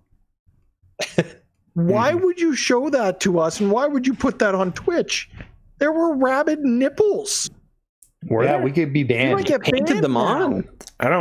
I mean, if they're painted on, I feel like that doesn't count, right? I'm putting rabid nipples right at number 7. Oof. Rabid. Really? Nipples. Like I'm actually I'm not joking around here. Like this is actually like legitimately one of my favorite character customization suites in my entire history of playing video games. Like this is like, it's really novel, and I remember just like spending like a good like couple of hours when I first got this game, just like shaking the Wii remote around, pressing the B button, launching him in the air, exploding his eyeballs. That sounds like a good time. I was gonna say it sounds sadistic as all hell, but I think I'm happy with where that is, Kozi. If you can make the argument for it later, I'm happy to hear it. But for now, it's going to number 7 because I'm just kind of scared. Who do I got next? I'm kind of rattled. I think it's AJ, I believe. AJ, right? Yeah, AJ, go. Yeah. All right. So I'll do a series next. And it slightly delves into a little bit of the anime, if you will. But it's a very good character-based fighter called Soul Calibur. The Soul Calibur series. Fuck you. I knew that was coming. The Soul Calibur series has always had a really fantastic character creator.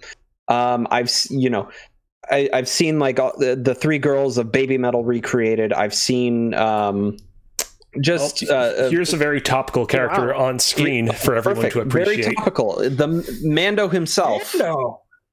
I love Mando. Recreated. No spoilers. Mando's great. It's really good.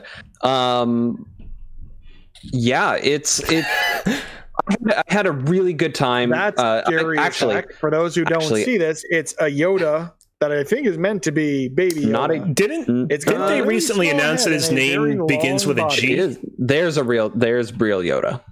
Ironically, real Yoda was not making your argument for you, AJ. I'm scared by Yoda right now. This version of Yoda is way better than the Yoda that appeared naturally in Soul Calibur 4. It was. It's not. It's lot better. It's definitely not. Is that Jon Snow? No, that looks like Kylo Snow. Ren. It's Kylo Ren. Shut. Yeah, Star Wars stuff. Or maybe it's Anakin. I can't really. Oh, it could be. There's Luke. I think it was Anakin. That's later. Fair enough. Anyway, really quick, Kozi. I created myself years ago, and I had to search this up. In my work uniform, in Soul Calibur 5, I just put it up into the podcast chat channel there. Ooh. If you want to show that? Okay, I'm gonna show both these pictures because these are great. Yeah. So wait, what work uniform is it? The first one was rock. The first one was Rock Band. So that was his Rock Band argument. Oh, whoops. Yeah. Hold on. I'll just show the Rock Band one anyways, just to make up for not showing it earlier. It might change good. Mitch's mind. And here is Soul Calibur. Rock Band to number 1? I don't even remember. You did. I said change mind. I meant help secure like if you planned on moving something around. That's more like it. Yeah. So wait, what uniform are you wearing?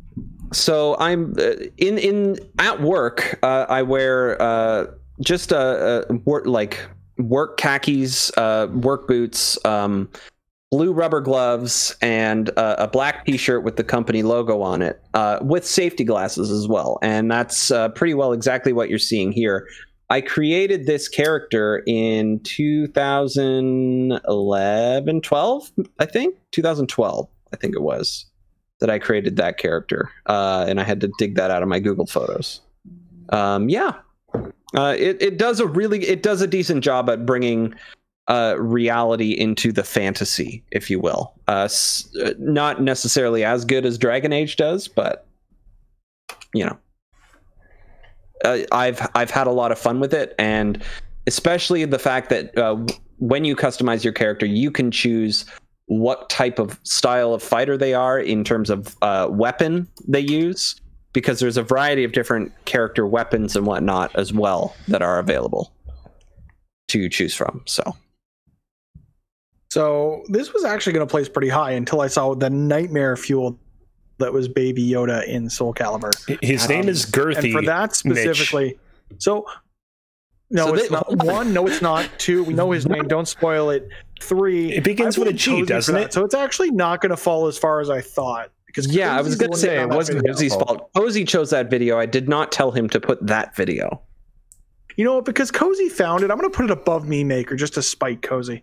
Well, what's your problem, man? Come on. Soul Calibur. Nathan, I need your next title, please. Okay, well, AJ stole my next title, but we're going to come back to what I think is a great character creator. And from a game that came out this year, that's up for Game of the Year. Let's talk about Animal Crossing.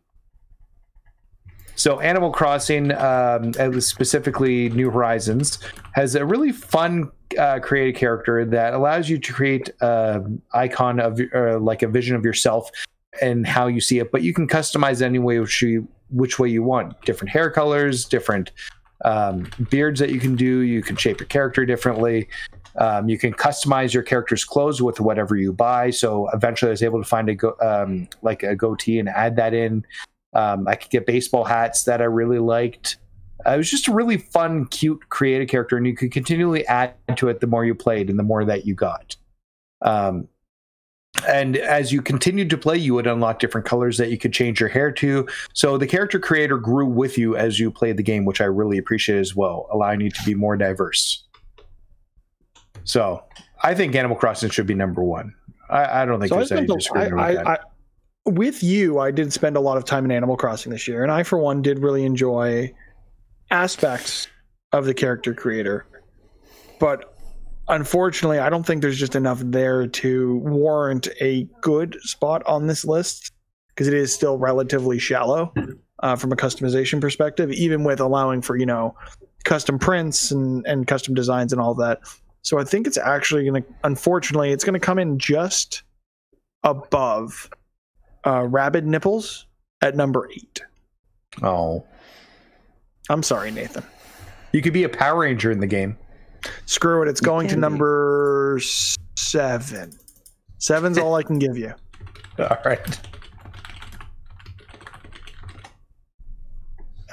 Go Animal Crossing from Nathan.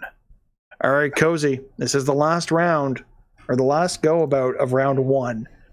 You need a banger here based on what I'm seeing on this list. I've given you 3 bangers. 3 bangers, and you've not appreciated. Have you, though? Yes, 100%. All right, come on. I know you can pull this one out. All right, you know what? Just because I want to hedge my bets a little bit, I'm going to make my final choice the character creation suite in the Dark Souls series.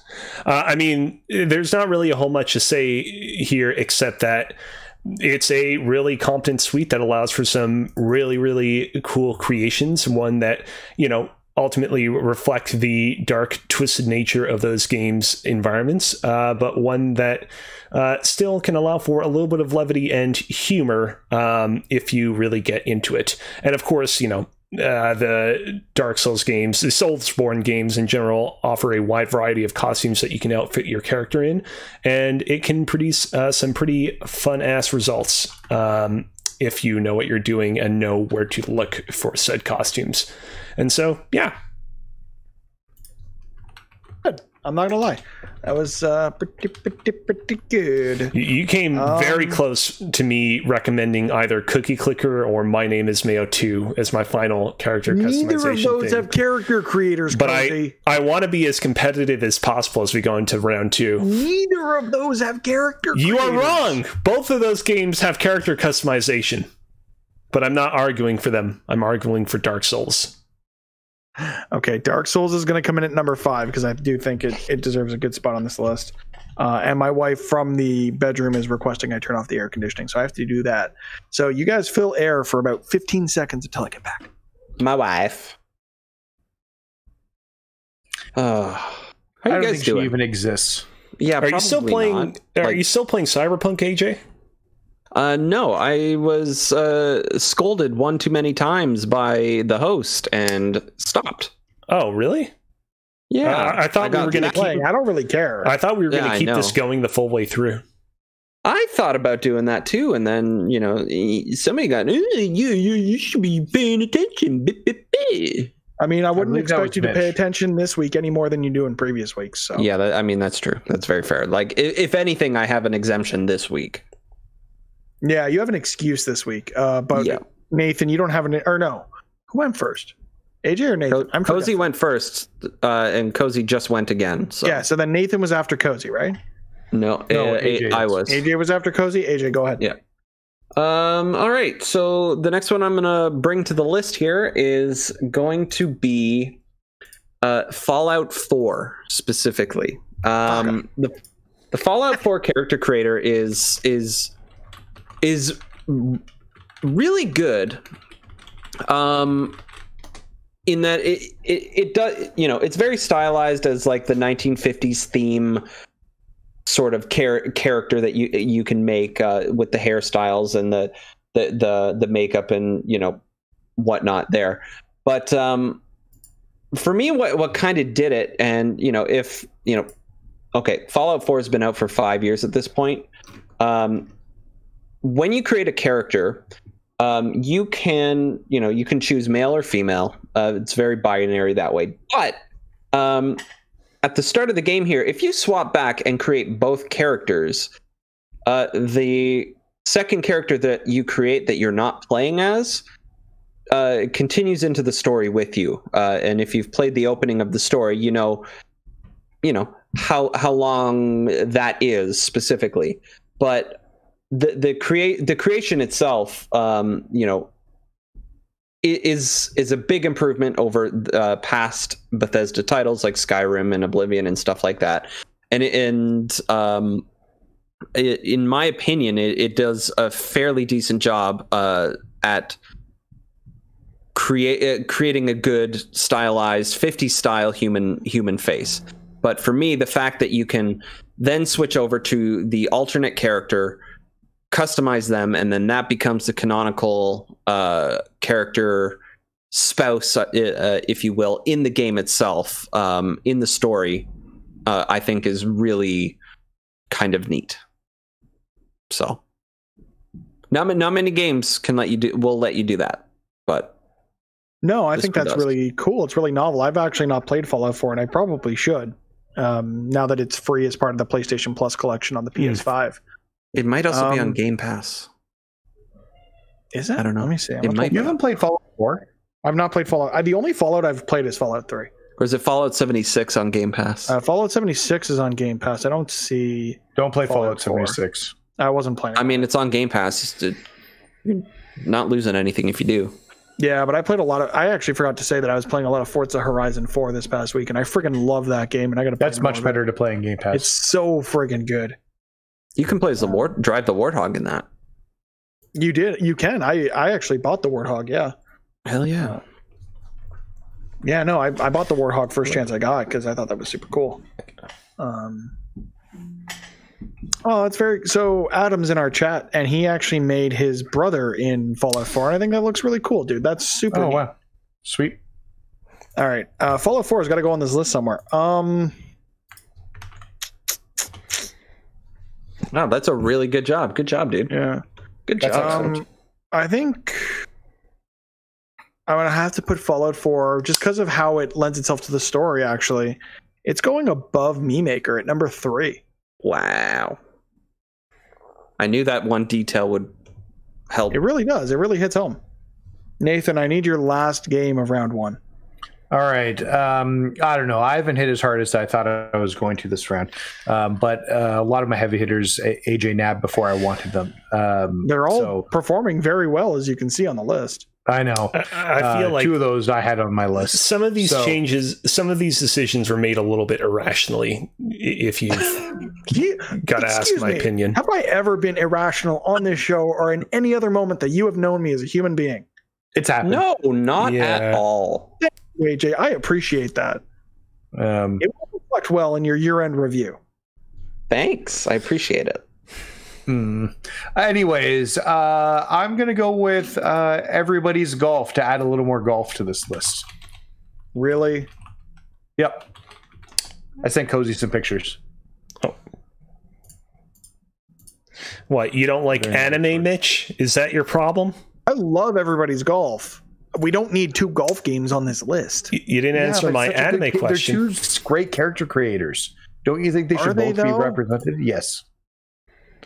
They are. One scans your face, the other creates a cartoon version of you with a lot of customization in it and a lot of clothing options that you can do. This is on the Final Fantasy 30th Final Fantasy event where they released special Final Fantasy clothing that you could wear. And yeah, no, like I know people were creating themselves in everybody's golf, and they were like knock on like versions. I remember when Greg Miller had early access to it, and he tweeted him on there, and I was blown away with like how close it looked. Like everybody's golf, just a fantastic creator. It's the first time they've tried character creation in that series. Before it was Hot Shots to Golf, you just played whatever golfers were there.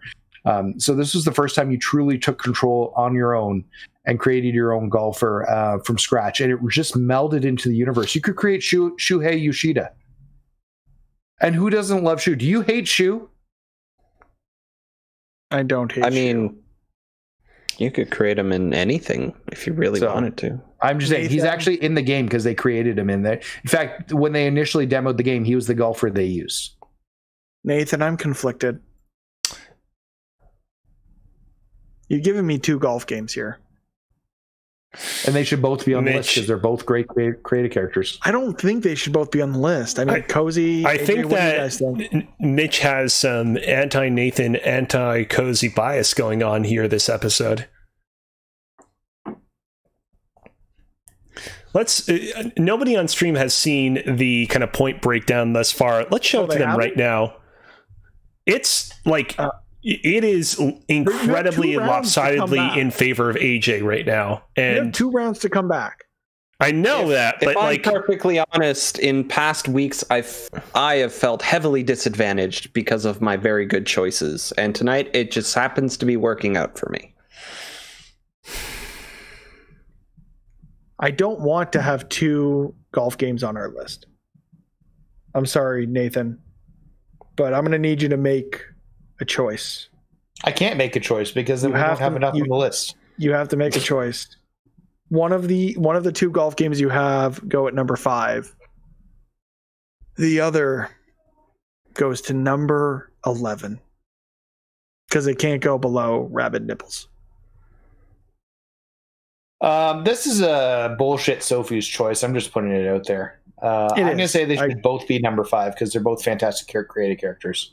Okay, if you think so, then they're both going to go at number 5, but one technically has to go at number 6, so I'm just going to move everything down below you. And I'll just put in everybody's golf. That worked out much better than I thought it would. Golf, Nathan at number 6. Okay, so as it stands, after round 1, at number 10, you've got Go-Go Animal Crossing from Nathan. Number 9 is Dragon Age Inquisition from AJ. Number 8 is WWF No Mercy, Nathan's pick.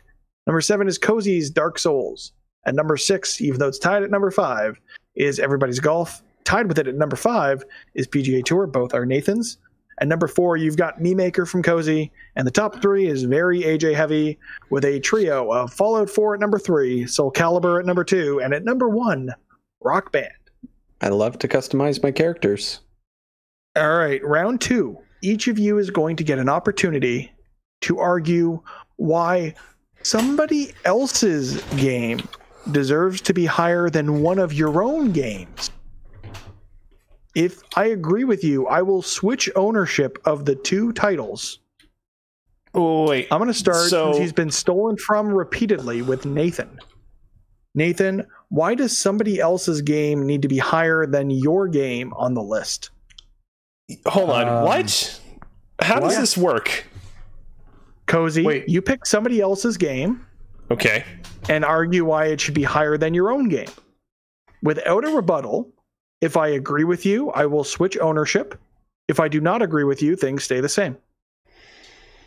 Nathan, what is somebody else's game that deserves to be higher than one of your own picks on the list? So, okay, I think I get this. Okay. So I'm going to choose Rabid Nipples. And it should be Kozi, higher can I than... get the actual name of that game so I can stop saying that? It's the character creation suite in Rabid's Go Home. Perfect. Thank you. Nathan, go ahead. I'm going to be honest, I've never seen that game before, but that as much as it was Nightmare Fuel, the customization within that was pretty amazing. I think it should go higher than WWF No Mercy. And I think Kozi, that was actually a good pick. So I think that's where it should be. Why do you say that, Nathan? Just I was blown away by how you could customize the rabbits, because I've only seen those white dopey characters. I actually think rabbits would do better if they had more customization like that. Not necessarily carrot, but just more varied looks to them. And I was blown away by what they did with that creative character. You know what? You're right. I was kind of hard on it earlier. Kozi, I'm sorry. So Rabbids Go Home is actually going to move above WWF No Mercy at number 8. And ownership, unfortunately for you, Kozi, is going to switch from Nathan, or from you to Nathan, and you will now assume WWF No Mercy. Everyone understand so far? Yeah. Wait, hold on. Yes, I get it. You didn't explain the ownership part. Yes, I did. Yeah, he did. He said ownership will change. Oh, I missed that too then. I apologize if I do we need to have an intervention mid-episode? Kozi. No, there's only Calm 10 down. minutes. 10 minutes left, so Kozi, calm down. No time for an intervention. We can go another 40 minutes, opportunity. depending on how long we want this episode to be. We can have it be as long as we want. Kozi. No, I can't. I got to cut off. Kozi. What? Can you tell me why somebody else's title should be higher than one of your own on the list? Can I bring my sister in and have her argue for Photo Dojo in my place? No, because you can't argue Photo Dojo. You have to argue for somebody else's game. Dragon Age Inquisition was a game with many flaws, but it's clear that its its character creation suite is really cool. And while I do love myself some sci-fi like Fallout 4, I do think that high fantasy deserves another shout out. And so I think that we got to swap out Fallout 4 with Dragon Age Inquisition. No, you have to argue it against your own title. So Me Maker or Dark Souls are the only two.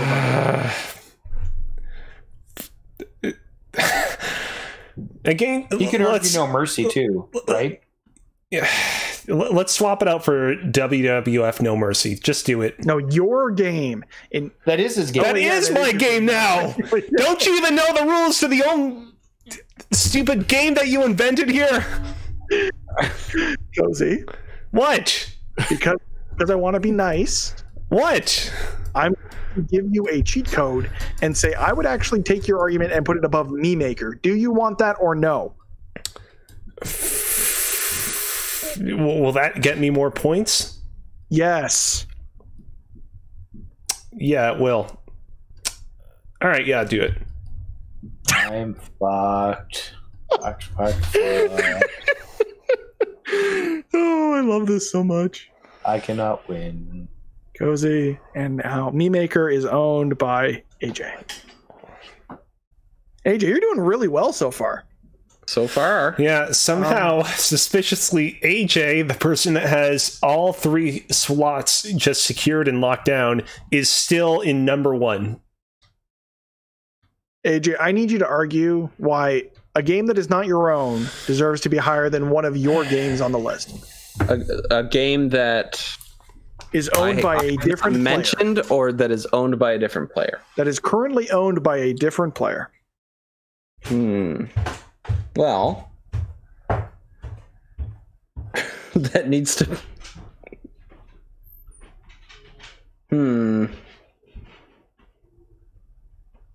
at least whatever game he chooses is going to end up pretty high on the list if he makes a successful argument. Yeah. But then Really, I hadn't thought of that. Oh no, it's almost like AJ is destined to win. There's going to be some sort of curveball, I think. Don't worry, I got some fun stuff planned. So, I think Photo Dojo,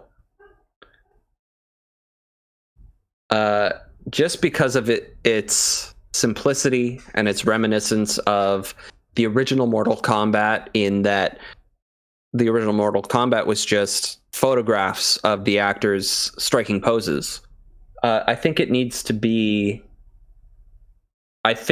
swap places with the Meme Maker. As versatile as the Meme Maker is, I think the creativity behind put yourself in the game, but actually needs to be recognized in this moment.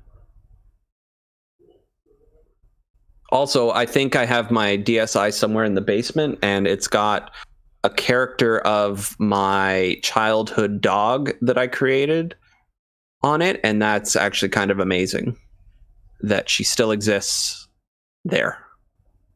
How long would it take you to find that DSi? Fuck. Probably way too long. I think it's actually way too long it would take to We can find post a picture to Twitter. Yeah, we can do that later when the episode posts, if you will. Yep. Maybe it'll be the thumbnail. If you could have pulled that thing out of your ass for this argument, you would have gone to number 1. Forget number 4, number 5, whatever it was. We would have had Photo Dojo up there. To number 1.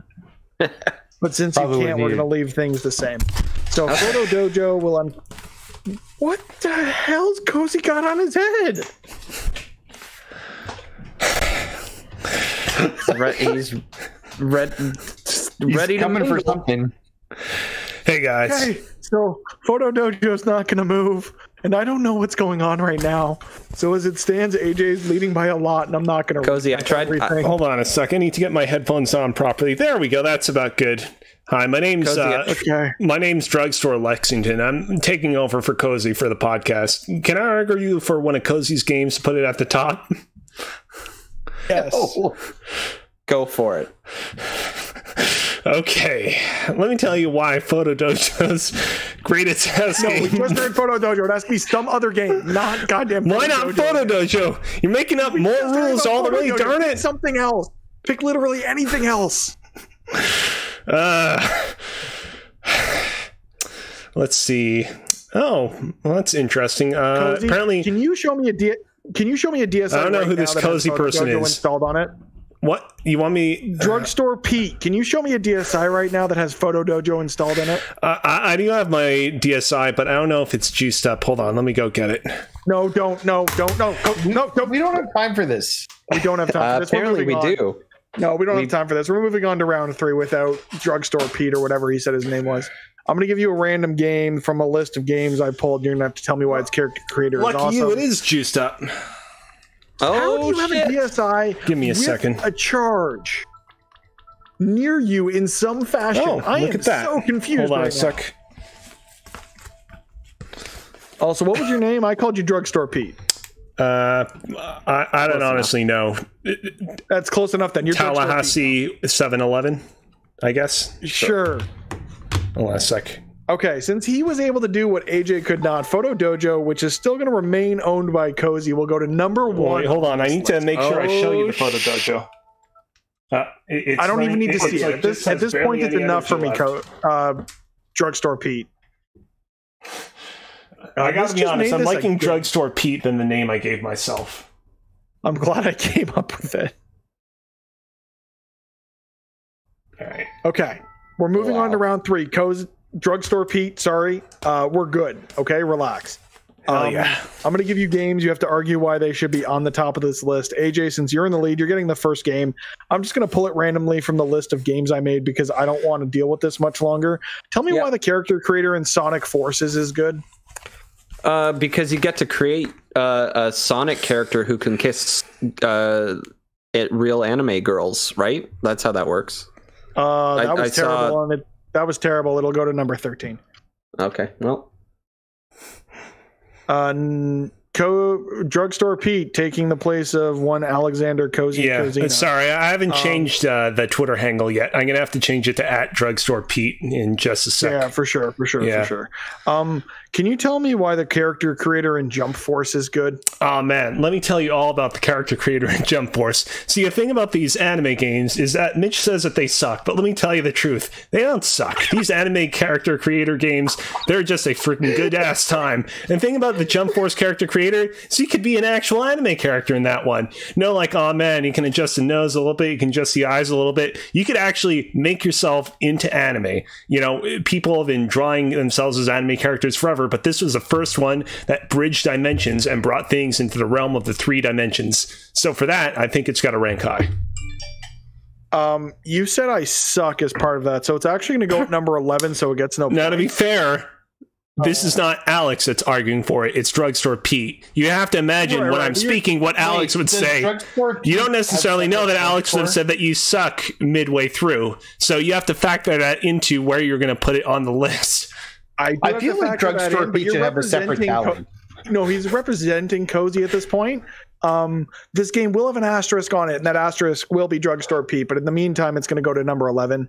Nathan, I need you to tell me why the character creator in DC Universe Online is the greatest gift on God's green earth. Because you can make lots of really cool superheroes with lots of really cool superpowers. I actually have created a character in this twice and not really done much with the game beyond that. But the character customization is pretty cool. You can pick what type of uniform you want, what type of symbols you want to put on yourself, whether you want capes or no capes. People obviously want no capes. No capes for you. But yeah, no, you can, it gives you a lot of really cool stuff, but then it gets into the power customization, which is even cooler. And you start off with so many powers, but as you play the game or pay for more of the content, you can unlock more of the powers as well. And really change it up. I, believe it or not, as a big Green Lantern fan, would always make my character a Green Lantern. No, you? So, yeah, I really like Green Lantern. I think he's a cool character. You know what they say? In brightest day, in blackest night, creating superheroes is a lot more fun than weird photorealistic things that are evocative of Mortal Kombat. So DC Universe Online is going to number 1 on this list, and I don't even know what it's become at this point. And with that, we can wrap this game of Rankum, I hope, especially since right now the infographic looks like middle finger, which I appreciate because that feels to me like what this game was. And in a bit of an upset, coming back from nothing because he also was leading the entire time, AJ, you won. Hey! I mean, I don't have any particularly strong feelings about this because, I mean, you know, I'm not Alex, and so I have no reason to be upset about losing. I'm glad you're not upset, Drugstore Pete. Let's recap this top 10. So at number 10, you've got Dark Souls, which was Kozi's pick. At number 9, you've got Everybody's Golf from Nathan. Number 8 was the PGA Tour Series, also Nathan's. At number 7, Me Maker, which was AJ's after some fandangling. At number 6, you've got Dragon Age Inquisition, which was, I think, still Kozi at the time and not Drugstore Pete. Number 5 is Fallout 4. Number 4 is Soul Calibur. Number 3 is Rock Band, all AJ's picks. And number 2, Drugstore Pete found Kozi's DSi and jumped Photo Dojo to the number 2 spot on this list. Hell yeah. And I feel like I need to repeat that with emphasis, because why is this happening? And at number 1, because superheroes are cool, are Nathan with my pick of DC Universe Online. But ultimately, Kozi/Drugstore Pete finished with 4 points. Nathan with 5. Yeah. And our winner, AJ, with 7 points. Yeehaw. That was a mess, but thank you for tuning in to this episode of Press YYZ.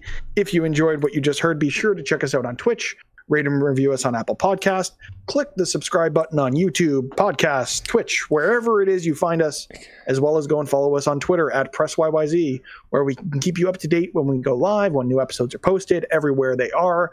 And we've got some changes coming in the new year, which we're very excited to share with all of you at that point. And of course, the rest of us are also on social media in a number of places. Drugstore Pete, can you let me know where Kozi is on social media? Here's the thing. I don't know where Kozi is, but Kozi actually left this really cool video on his monitor that I figured you guys should go check out. No. Get rid of gross, weird, misfigured Baby Yoda. All right. It's so that. Then, tall. AJ, where are you on the internet? You can find me living out my cyberpunk fantasies at Times Hero, capital T, capital H. Yeah, I don't know how much more of that I'm going to actually stream necessarily, but I'm having fun with it so far, so check out my hot takes somewhere. I'm sure they'll be on this show in the near future. Nathan, where are you on the internet? Follow me at _NMAC on Twitter and both Instagram. I'm trying to use Twitter more and more effectively. I'm currently campaigning for Topher Grace to be back in Spider-Man 3 as Venom and get another chance at it because I feel like he deserves it. He's a good enough actor. I think he had a bad script and bad CGI, and it could have been so much better, and it's not his fault. Give him another shot. And you can find me all over the internet at Mr. Mitch George, Twitter, Instagram, Twitch, PSN, find my phone number somehow. I don't really care. This has been Stadia. us for Press YYZ. Stadia. You're on Stadia now. Am I on Stadia? Is it that same? I'm trying to remember if it was the same on Stadia. Because I think you're Mr. Mitch George on Stadia, but you have a hashtag number. I'm pretty sure I'm the only Mr. Mitch George, so you should be okay. Founder. Yeah, you're the only one. I should be the only one, so you can find that there. I know on Xbox and EA Play, I think I'm Mr. Mitch G because they have a character limit.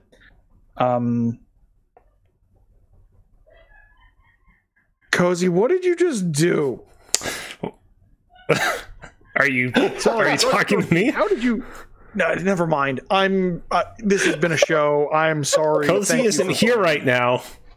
I don't know where he is. You said to tag in for him. Playing. Stop talking now, please. This better be legit because if not, we need to make it legit. Finally, now I can finish.